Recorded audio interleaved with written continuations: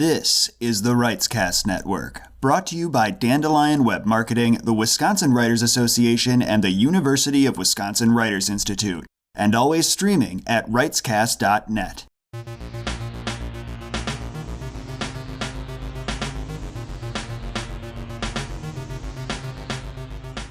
Hey everyone, it's your author, writing coach, and Writescast Network founder, R.R. Campbell, and I'm back with our third ever Event-isode. An Event-isode, you might ask, isn't everything canceled or postponed? Well, yes, but also no. You see, the event featured in this episode is one of those fantastic online-only gatherings that's quickly become a mainstay in a writer's annual calendar, and I'm talking, of course, about RevPit.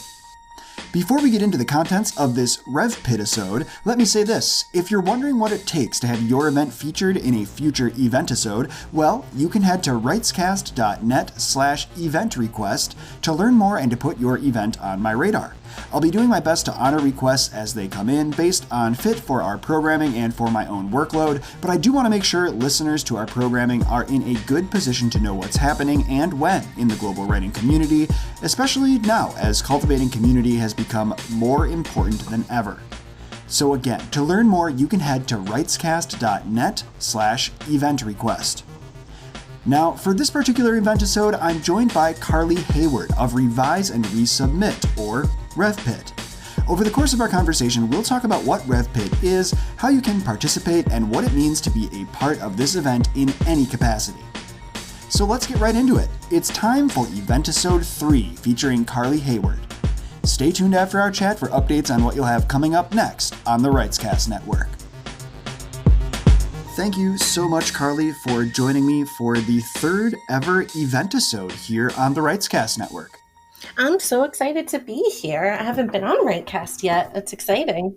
These are exciting times, in fact, because RevPit is right around the corner. In fact, I know some of the Twitter sessions have begun for Ask Editor and all of that jazz.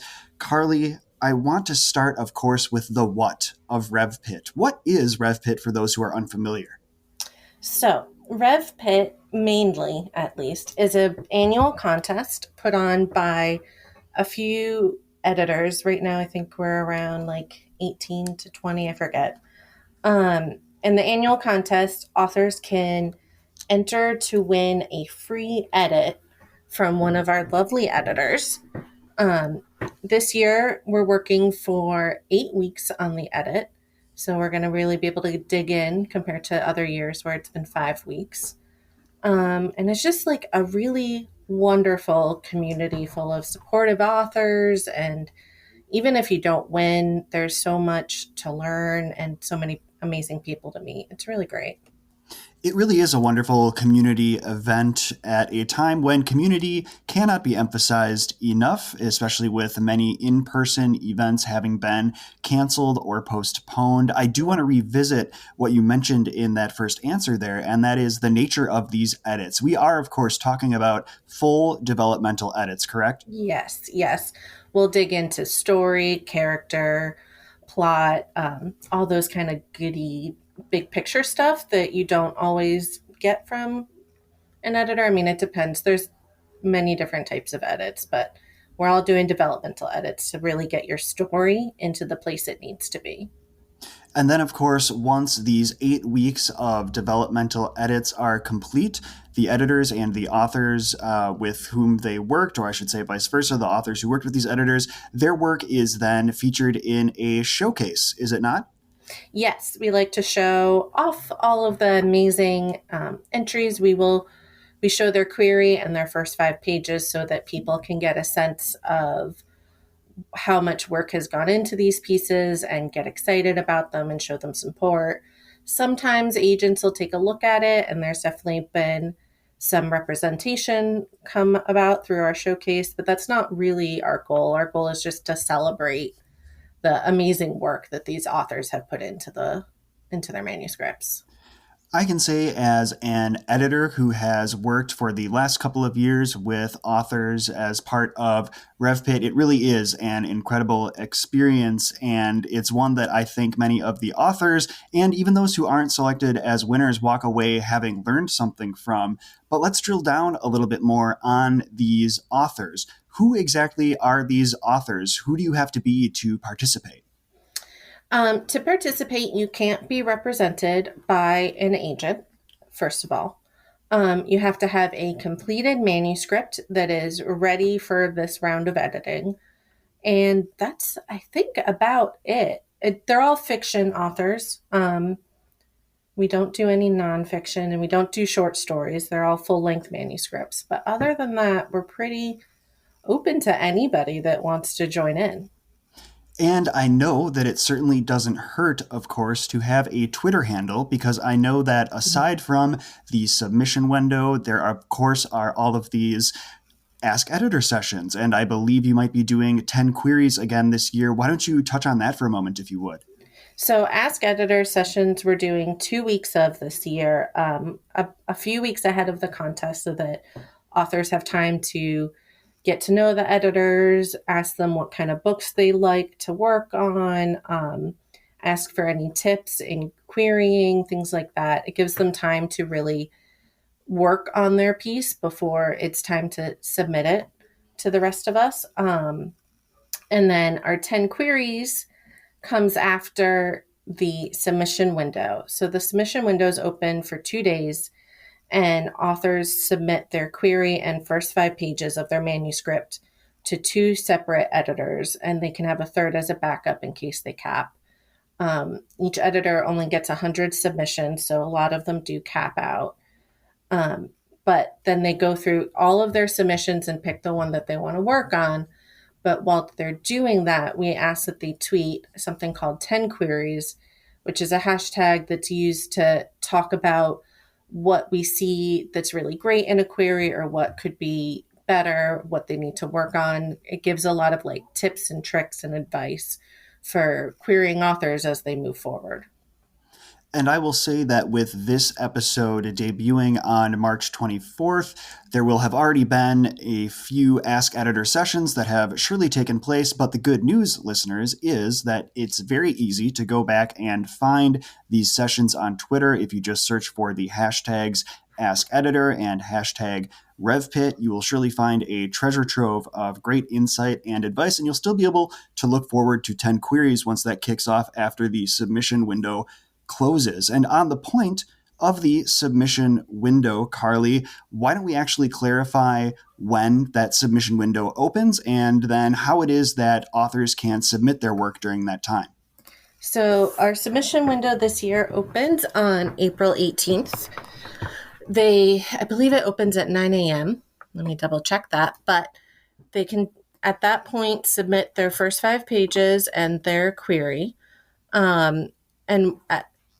What we look for is really hooking, exciting first 5 pages, queries that are well written and get to the point and show us the stakes that are in your manuscript and what we're going to be reading. From there, we have a couple questions that'll help you like personalize yourself to the editor. Something like, why do you write? How much tough love do you like in your feedback? And why you chose the editors you chose. From there, the editors usually will pick 10 to 15, depending on the editor, where they want to request more materials. Each editor requests different things. I know I personally will ask for the full manuscript so I can kind of jump around. And I also ask for a synopsis so that I can know what the end of your book is.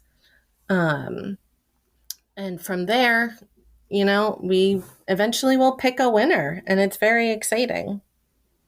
It really is an exciting time. There's something just so satisfying about having that moment after you have gone through all of your submissions as an editor and thought to yourself, you know what? Yeah, this is the one. There's just this really great rush of excitement. And then you have, of course, the opportunity to email that author. And I know it's an exciting thing for them as well. So we got a little more detail there, of course, on when the submission window is open. Where is this submission window located? How is it that authors can find the submission window and actually submit during that time? So there will be a link to it on our website, which is reviseresub.com, but we will also tweet it out first thing at 9 a.m. as soon as the window opens, which I did confirm is 9 a.m.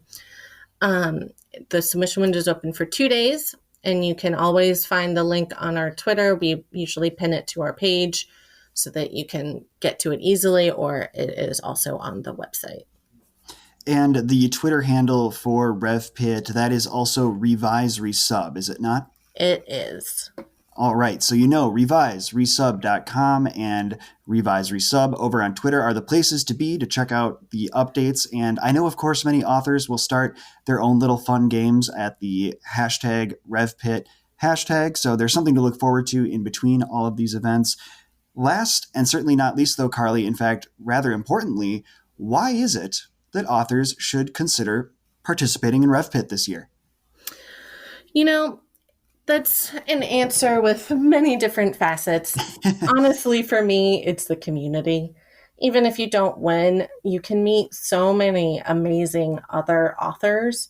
I love the games that they play and the teasers that they put out, and they're just so welcoming, and you can find critique partners and beta readers or just a team for you to help cheerlead you on as you're going on your publishing journey. Publishing is hard and long and arduous and pretty lonely. So I think finding that community is really very, very important. And also, if you win, you get a free edit, which can be upwards of $1,000. It's not nothing. There's certainly something to look forward to in that, but as you say, the community is such a big part of it as well, and whether you are selected as a winner or not, whether you even ultimately choose to submit or not, and we very much hope that you do, there is always that community to look forward to, and like you say, Carly, that's something that's so important in the world of publishing, so that alone is worth the price of admission, which of course is free, so can't go wrong with that. Thank you so much, Carly, for joining me for this episode about RevPit. I really appreciate you taking the time. Oh, I loved it. Thank you for having me. There you have it, Event-isode number 3, featuring Carly Hayward. Thanks to Carly for joining me, and thanks to you, dear listeners, for tuning in. Remember, you can learn more about RevPit by visiting reviseresub.com. Thanks to our patrons over at patreon.com/writescast as well. We wouldn't be here without the support of writers like Laura Hazen and Angeline Boley. If you'd like to get in on some great patron perks in exchange for your financial support of our programming, you can visit patreon.com/writescast. We'd also like to thank our sponsors, Dandelion Web Marketing, the Wisconsin Writers Association, and the University of Wisconsin Writers Institute. Coming up next on the Writescast Network is an episode of a new series we're calling Profiles in Encouragement. For these episodes, members of the worldwide writing community have called in to share their stories of inspiration at a time when, let's be honest, we could all use a little more positivity in our lives. So join us on March 27th when that episode debuts on Apple Podcasts, writescast.net, or wherever you listen to podcasts. Until then, this is R.R. Campbell signing off. Write on and write well. This is the Writescast Network, brought to you by Dandelion Web Marketing, the Wisconsin Writers Association, and the University of Wisconsin Writers Institute, and always streaming at writescast.net.